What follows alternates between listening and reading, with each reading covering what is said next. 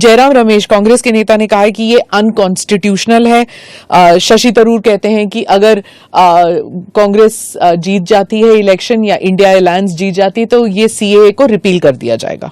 क्या कहेंगे आप? देखिए, उनको भी मालूम है कि इंडिया अलायंस सत्ता में नहीं आना है। मैं आज आपके चैनल पर कहना चाहता हूं, सीए के कानून को भारतीय जनता पार्टी की सरकार लाई है, नरेंद्र मोदी सरकार लाई है। इसको रिपील करना असंभव है। हम पूरे देश को जागरूक करेंगे और रिपील करने वालों को कहीं पर स्थान ही न मिले, इस स्थिति होगी। और जहां तक असंवैधानिक होने का सवाल है, वो आर्टिकल अनुच्छेद 14 का हवाला देते हैं।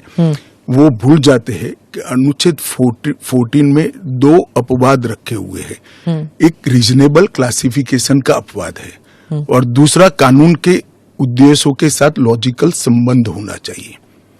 तो वो आर्टिकल 14 का वायोलेशन नहीं करता है।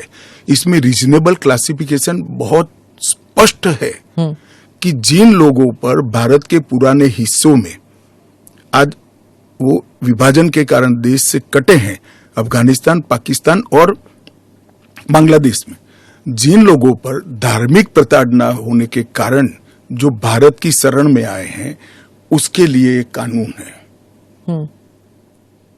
तो रीजनेबल क्लासिफिकेशन बहुत स्पष्ट है और इसलिए ये पूरी तरह से संवैधानिक कानून है। एक और क्रिटिसिज्म है, महबूबा मुफ्ती कहती हैं कि ये सुप्रीम कोर्ट में जो है उसकी सुनवाई अभी बाकी है, तो इतनी जल्दबाजी क्यों? देखिए, हर कानून को कोई सुप्रीम कोर्ट में स्टे करेगा तो कानून का इम्प्लीमेंटेशन नहीं होगा। सुप्रीम कोर्ट के सामने न्याय मांगने के लिए जाना और सुप्रीम कोर्ट ने स्टे देना दो अलग बात है। इस कानून पर सुप्रीम कोर्ट का कोई स्टे नहीं है। 4 साल से लोग गए हैं, अभी लंबित है, मगर सुप्रीम कोर्ट ने इसके इम्प्लीमेंटेशन पर कुछ स्टे नहीं दिया है। मैं महबूबा जी को पूछना चाहता हूं, 370 पर 1951 में ही सुप्रीम कोर्ट में अर्जी हो गई थी, फिर क्यों इतने समय तक आप एंजॉय किए भाई? आप बताएंगे देश की जनता को? जब आपके पक्ष की बात होती है तब नैतिकता के पैरामीटर्स बदल जाते हैं। ऐसे नहीं होता है।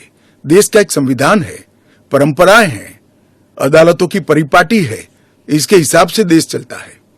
वो संविधान के बारे में बात करें तो यूबीटी जो ग्रुप है शिवसेना की, वो कहते हैं कि आपकी विफलताओं को छुपाने के लिए मेरा उद्धव जी से रिक्वेस्ट है कि कानून चाहिए या न चाहिए वो स्पष्ट करो पहले।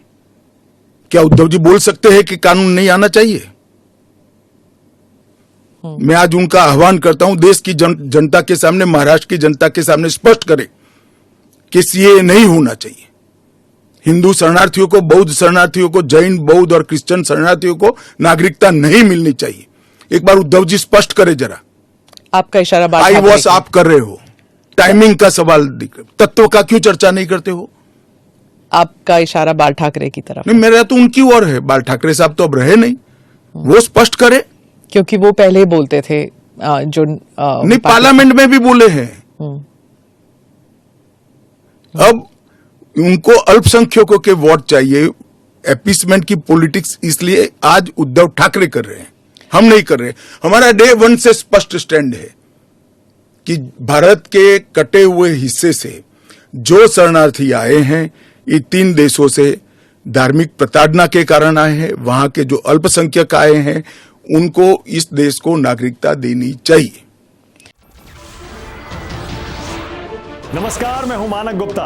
अगर आपको हमारा ये वीडियो पसंद आया हो तो इसे लाइक और शेयर जरूर करें और हाँ, हमें सब्सक्राइब और फॉलो करना ना भूलें ताकि आप देश और दुनिया की कोई खबर मिस ना करें। तो जुड़े रहिए हमारे साथ और देखते रहिए न्यूज़ 24।